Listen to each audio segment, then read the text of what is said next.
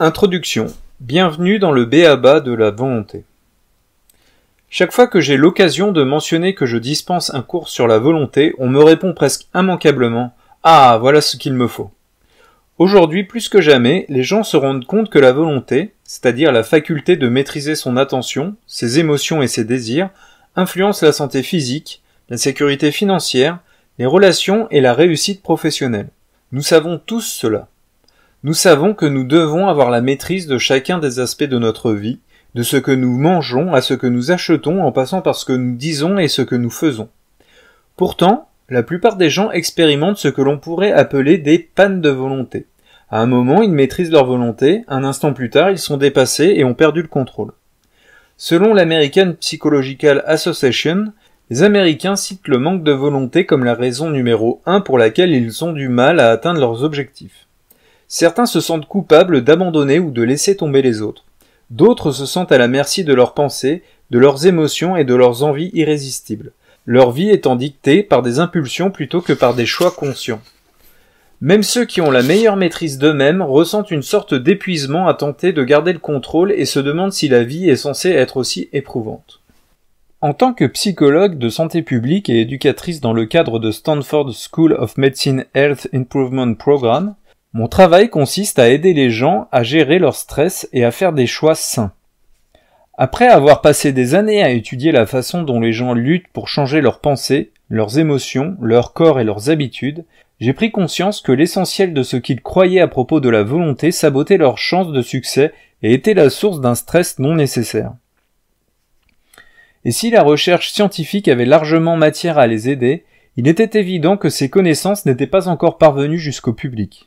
Au lieu de cela, les gens continuent à s'appuyer sur des stratégies usées pour essayer de garder leur self-control. Je constatais régulièrement que ces stratégies couramment utilisées ne sont pas seulement inefficaces. Elles se retournent contre les gens en fait. Elles les amènent à saboter leurs propres objectifs et à perdre leur self-control. Cela m'a amené à créer la science de la volonté, cours proposé au public par le biais du Stanford University Continuing Studies Program. Ce cours rassemble les dernières découvertes de la psychologie, de l'économie, des neurosciences et de la médecine en matière de self-control afin d'expliquer comment on peut rompre avec les vieilles habitudes et en créer de nouvelles, plus saines, vaincre la procrastination, garder le cap de ce qu'on veut vraiment et gérer le stress. Il donne un éclairage sur les raisons pour lesquelles nous cédons à la tentation et la façon dont on peut trouver la force d'y résister. Il démontre l'importance de comprendre les limites du self-control et offre la meilleure stratégie pour entraîner sa volonté.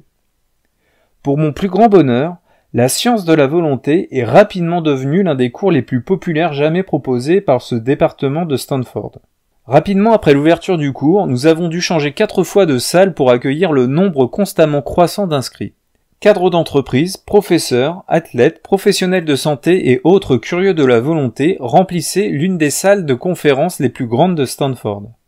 Les étudiants ont commencé à amener en cours leurs conjoints, leurs enfants, leurs collègues pour partager l'expérience. J'avais espéré que ce cours s'avérerait utile à ce groupe disparate dont les buts allaient de l'envie d'arrêter de fumer ou de perdre du poids à celle de sortir de l'endettement ou devenir un meilleur parent. Mais même moi, j'ai été surprise par les résultats. Après 4 semaines de cours, un sondage dans la classe a révélé que 97% des élèves avaient l'impression de mieux comprendre leur propre comportement et 84% indiquaient que les stratégies données en cours leur avaient déjà permis de développer leur volonté. À la fin du cours, certains participants racontaient comment ils s'étaient débarrassés d'une addiction aux bonbons qu'ils traînaient depuis 30 ans ou comment ils avaient réussi à se tenir à un programme de fitness. D'autres racontaient comment ils avaient réglé leurs impôts en retard ou arrêté de crier sur leurs enfants. D'une façon générale, ils disaient se sentir plus en harmonie avec eux-mêmes et plus maîtres de leurs choix. Les évaluations de fin de cours ont révélé que celui-ci avait changé leur vie. Le consensus des étudiants était clair. Comprendre la science de la volonté leur a donné des stratégies qui leur ont permis de développer leur self-control et d'avoir plus de force pour poursuivre ce qui comptait le plus pour eux. Les notions scientifiques se sont avérées aussi utiles pour l'ex-alcoolique que pour l'accro aux emails, et les stratégies de self-control ont aidé des gens à résister à des tentations aussi diverses que le chocolat, les jeux vidéo, le shopping ou même une collègue mariée.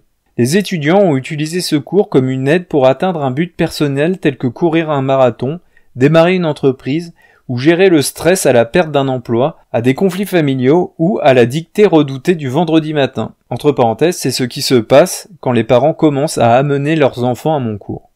Bien entendu, comme tout professeur honnête vous le dira, j'ai beaucoup appris de mes élèves, moi aussi. Ils s'endormaient lorsque je blablatais trop longtemps sur une merveilleuse découverte scientifique sans faire le lien avec ce qu'elle pouvait leur apporter par rapport aux défis qu'ils rencontraient pour leur propre volonté. Ils s'empressaient de me dire quelles stratégies fonctionnaient dans la réalité et lesquelles tombaient à plat. Entre parenthèses, ce qu'une étude en laboratoire ne vous apprendra jamais.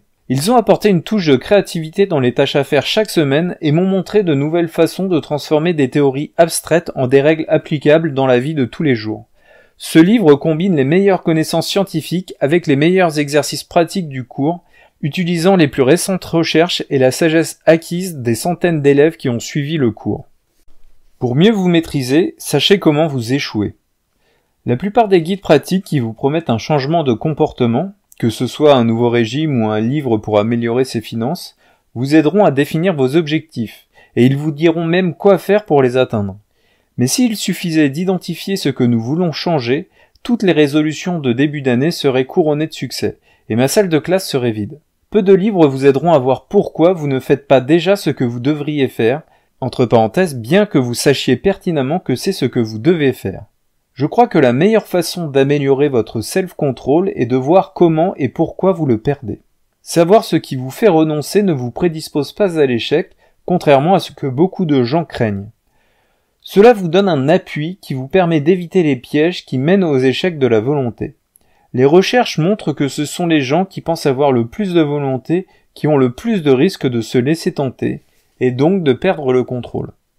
Par exemple, les fumeurs qui sont les plus confiants sur leur capacité à résister à la tentation sont ceux qui ont le plus de risques de rechuter après 4 mois, et les personnes les plus optimistes quant à leur capacité à suivre un régime sont les dernières à réussir à perdre du poids. Pourquoi ? Parce qu'elles ne savent pas prédire quand, où et pourquoi elles céderont. Elles s'exposent à plus de tentations.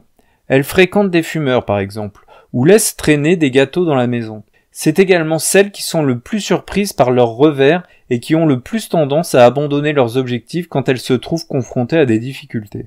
La connaissance de soi, tout particulièrement de la façon dont nous perdons la maîtrise de notre volonté, est le fondement du self-control. C'est pour cela que mon cours, entre guillemets la science de la volonté, et ce livre se concentrent tous deux sur les erreurs les plus courantes que nous commettons tous en matière de volonté. Chaque chapitre chasse une fausse idée sur le self-control et vous donne une nouvelle manière de considérer ce qui est un défi pour votre volonté. Pour chaque faute de volonté, nous procéderons à une sorte d'autopsie. Lorsque nous cédons à la tentation et que nous remettons à plus tard ce que nous devions faire maintenant, qu'est-ce qui nous a fait chuter ? Quelle est l'erreur fatidique et pourquoi nous la commettons ? Et surtout, nous chercherons comment éviter de retomber dans ce piège à l'avenir. Comment peut-on transformer le fait de savoir comment on échoue en stratégie de réussite ? Vous aurez en tout cas, après avoir fini ce livre, une meilleure compréhension de votre comportement imparfait mais parfaitement humain. Une chose sur laquelle la science de la volonté est très claire, c'est que chacun d'entre nous lutte d'une manière ou d'une autre contre la tentation, l'addiction, la distraction ou la tendance à toujours tout remettre au lendemain. Ce ne sont pas des faiblesses individuelles qui révèlent nos défauts personnels, ce sont des expériences universelles qui font partie de la condition humaine. Si ce livre ne vous apportait que la compréhension de la dimension banalement humaine de vos problèmes de volonté, je serais déjà contente. Mais j'espère qu'il vous apportera bien plus que cela et que les stratégies que vous y trouverez vous donneront le pouvoir de procéder à des changements réels et durables dans votre vie. Comment utiliser ce livre ? Devenez un scientifique de la volonté. Je suis scientifique de formation et l'une des premières choses que j'ai apprises, c'est que si c'est bien d'avoir des théories, c'est encore mieux d'avoir des données. Alors je vous demande de considérer ce livre comme une expérience. Une approche scientifique du self-control ne se limite pas au laboratoire. Vous pouvez, et devriez, faire de vous-même le sujet de votre propre champ d'étude du monde réel. Au fil de votre lecture, ne vous contentez pas de me croire. Une fois que j'ai exposé les preuves d'une idée, je vous demande de tester cette idée dans votre vie. Recueillez vos propres données pour trouver ce qui est vrai et ce qui marche pour vous. Dans chaque chapitre, vous allez trouver 2 sortes de tâches à faire pour vous aider à devenir un scientifique de la volonté. J'ai intitulé le premier type de tâche « Sous le microscope ». Avec ces encadrés, vous devriez réfléchir à la façon dont une idée fonctionne déjà dans votre vie. Avant de pouvoir changer quelque chose, vous devez d'abord voir cette chose telle qu'elle est. Je vous demanderai de remarquer quand vous avez le plus de risques de céder à la tentation ou comment la faim influence la façon dont vous dépensez. Je vous inviterai à vous pencher sur la façon dont vous vous parlez à vous-même de vos défis de volonté, y compris sur ce que vous dites lorsque vous repoussez ce que vous avez à faire plus tard, et sur la manière dont vous jugez vos propres échecs et vos propres réussites. Je vous demanderai même de mener quelques études de terrain. Il vous faudra étudier, par exemple, la façon dont les détaillants agencent leurs magasins pour affaiblir votre volonté. Pour chacune de ces tâches, adoptez l'approche d'un observateur curieux, non moralisateur, exactement comme un scientifique qui regarde à travers un microscope dans l'espoir de trouver quelque chose de fascinant et d'utile. Ce ne sont pas des occasions pour vous autoflageller à chaque faiblesse de volonté ou pour peser contre le monde moderne et toutes ses tentations. Il n'y a pas de place pour le premier comportement et je m'occuperai du second. Vous trouverez aussi, dans chaque chapitre, des expériences de volonté. Il s'agit de stratégies pratiques pour améliorer votre self-control fondées sur une théorie ou une étude scientifique. Vous pouvez utiliser immédiatement ces stimulateurs de la volonté dans vos défis de tous les jours. Je vous encourage à avoir l'esprit ouvert vis-à-vis de chacune de ces stratégies, y compris celles qui semblent contraires au bon sens. Et il y en aura beaucoup. Elles ont été testées par des étudiants de mon cours, et comme toute stratégie ne marche pas pour tout le monde, celles que vous trouverez ici sont celles qui ont rencontré le plus de succès. Quant à celles qui semblent bonnes en théorie, mais qui ont lamentablement échoué dans la vraie vie, vous ne les trouverez pas dans ces pages. Ces expériences sont de remarquables façons de sortir de l'ornière et de trouver de nouvelles solutions à de vieux problèmes. Je vous encourage à tester différentes stratégies et à recueillir vos propres données sur celles qui vous aident le plus. Parce que ce sont des expériences et non des examens, vous ne pouvez pas échouer.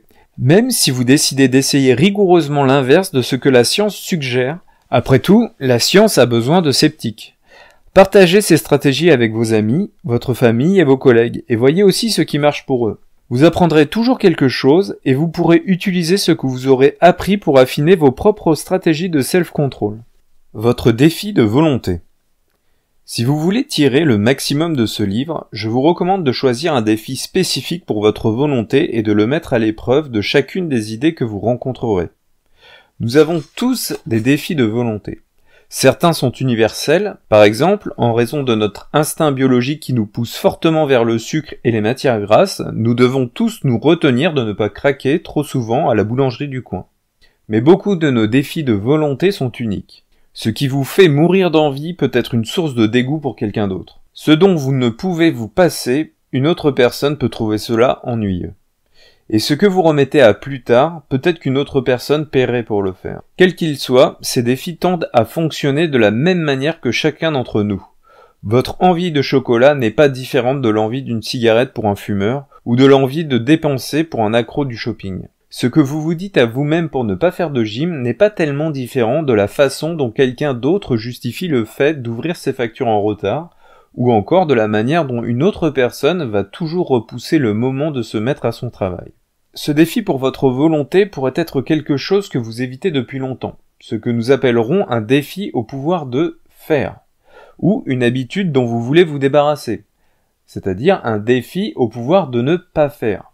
Vous pourriez aussi choisir un objectif important dans votre vie auquel vous aimeriez consacrer plus d'énergie et d'attention, entre parenthèses un défi au pouvoir de vouloir. Que ce soit améliorer votre santé, gérer votre stress, devenir un meilleur parent ou développer votre carrière. C'est parce que la distraction, la tentation, le contrôle des impulsions et la procrastination sont des défis humains universels que les stratégies de ce livre s'avéreront utiles quel que soit le but que vous choisirez. À la fin de ce livre, vous comprendrez mieux vos défis et disposerez de nouvelles stratégies de self-control pour vous aider dans la vie. Prenez votre temps. Ce livre se présente comme si vous suiviez mon cours de 10 semaines. Il est divisé en 10 chapitres, chacun présentant une idée clé, l'explication scientifique qui se cache derrière elle et la façon dont vous pourrez l'appliquer à vos objectifs. Il y a une progression logique d'une idée et d'une stratégie à une autre, de sorte que ce que vous faites dans un chapitre vous prépare pour le suivant. Bien que vous puissiez lire ce livre en un week-end, je vous encourage à doser vos efforts quand il s'agira de mettre en œuvre les stratégies. Les élèves qui suivent mon cours passent une semaine entière à observer comment chaque idée trouve son application dans leur propre vie. Ils expérimentent une nouvelle stratégie de self-control chaque semaine et ils font le point sur ce qui a le mieux marché. Je vous recommande d'avoir le même genre d'approche, tout particulièrement si vous comptez utiliser ce livre dans un but bien spécifique, comme perdre du poids ou réussir à gérer votre budget. Donnez-vous du temps pour tester les exercices pratiques et réfléchir. Choisissez une stratégie dans chaque chapitre, celle qui vous paraît la plus adaptée à votre défi, plutôt que d'essayer 10 nouvelles stratégies d'un coup. Vous pouvez suivre la structure du livre chaque fois que vous voulez faire un changement ou atteindre un but. Tout comme certains étudiants ont suivi le cours à plusieurs reprises en se concentrant chaque fois sur un défi de volonté. Mais si vous avez l'intention de lire le livre d'un trait d'abord, alors profitez-en. Et ne vous souciez pas des réflexions, ni des exercices que vous devriez faire au fur et à mesure. Prenez note de ceux qui vous paraissent les plus intéressants et revenez-y lorsque vous serez prêt à transformer les idées en action. Commençons. Voici votre première tâche. Choisissez un défi pour votre voyage à travers la science de la volonté. Puis, retrouvez-moi au chapitre 1 où nous remonterons le temps afin de savoir d'où vient ce qu'on appelle la volonté et comment on peut la développer. Choisissez votre défi de volonté. Si vous ne l'avez pas encore fait, il est maintenant temps de choisir un défi pour votre volonté, celui auquel vous aimeriez le plus appliquer les idées et les stratégies de ce livre. Les questions suivantes peuvent vous aider à identifier le défi que vous êtes prêt à relever. Un défi à votre pouvoir de faire. Qu'aimeriez-vous faire davantage ou que voudriez-vous arrêter de repousser parce que vous savez que cela améliorera la qualité de votre vie? Défi à votre pouvoir de ne pas faire. Quelle est l'habitude la plus enracinée dans votre vie? Qu'aimeriez-vous abandonner ou réduire parce que cela sape votre santé, votre bonheur ou votre réussite? Défi à votre pouvoir de vouloir. Quel est votre plus important objectif à long terme? Celui sur lequel vous aimeriez concentrer votre énergie. Quelle est la chose que vous voulez immédiatement et qui pourrait vous distraire ou vous détourner de ce but?